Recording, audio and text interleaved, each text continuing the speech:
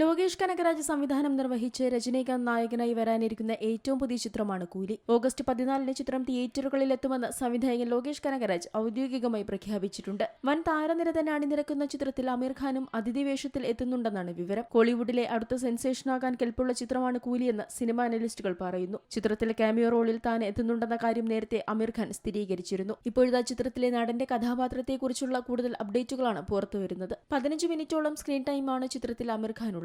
അമീർ Khan രജനീകാന്തിനൊപ്പം screen share ചെയ്യുന്നുണ്ടെന്നും action സീനുകൾ ഉൾപ്പെടെയുള്ള രംഗങ്ങൾ ചിത്രത്തിലുണ്ടെന്നുമാണ് വിവരം. 10 ദിവസമാണ് കൂലിക്കായി അമീർ ഖാൻ ഷൂട്ട് ചെയ്തത്. അമീറിന്റെ രംഗങ്ങൾ തിയേറ്ററിൽ വലിയ ആവേശമുണ്ടാക്കുമെന്നാണ് പ്രതീക്ഷ.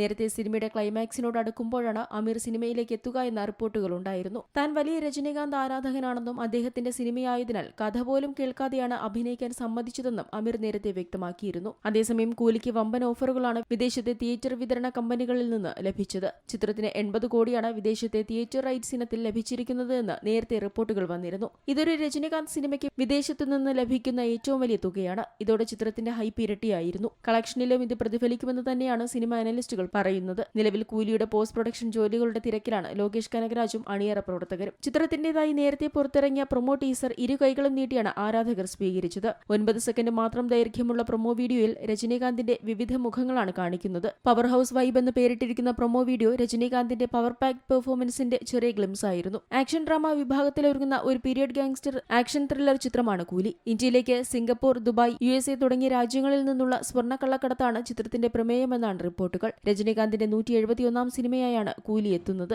നാഗാർജുന, കിന്നനി, ഉപേന്ദ്ര, സത്യരാജ്, സൗബിൻ ഷാഹിർ, ശ്രുതി ഹസൻ, റീബ മോണിക്ക ജോൺ എന്നിവരാണ് കൂലിയിൽ പ്രധാന കഥാപാത്രങ്ങളെ അവതരിപ്പിക്കുന്നത്. 38 വർഷങ്ങൾക്ക് ശേഷം സത്യരാജും രജനീകാന്തും ഒരുമിച്ചെത്തുന്നു എന്ന പ്രത്യേകതയും ചിത്രത്തിനുണ്ട്. സൺ പിക്ചേഴ്സിന്റെ ബാനറിൽ കലാനിധി മാരനാണ് ചിത്രം നിർമ്മിക്കുന്നത്. അനിരുദ്ധ് രവിചന്ദ്രാണ് ചിത്രത്തിന്റെ സംഗീത സംവിധാനം നിർവഹിക്കുന്നത്. അതേസമയം തമിഴ്, തെലുങ്ക്, കന്നഡ, ഹിന്ദി, മലയാളം എന്നീ ഭാഷകളിലായാണ് കൂലി തിയേറ്ററുകളിലേക്ക് എത്തുക. രജനീകാന്തും ലോകേഷ് കനകരാജും ആദ്യമായി ഒന്നിക്കുന്ന ചിത്രം കൂടിയാണ് കൂലി. സൺ പിക്ചേഴ്സിന്റെ ബാനറിൽ കലാനിധി മാരനാണ് കൂലിയുടെ നിർമ്മാണം. ഗിരീഷ് ഗംഗാധരൻ ക്യാമറ കൈകാര്യം ചെയ്യുന്ന ചിത്രത്തിന്റെ എഡിറ്റിംഗ് നിർവഹിക്കുന്നത് ഫിലോമിൻ രാജാണ്.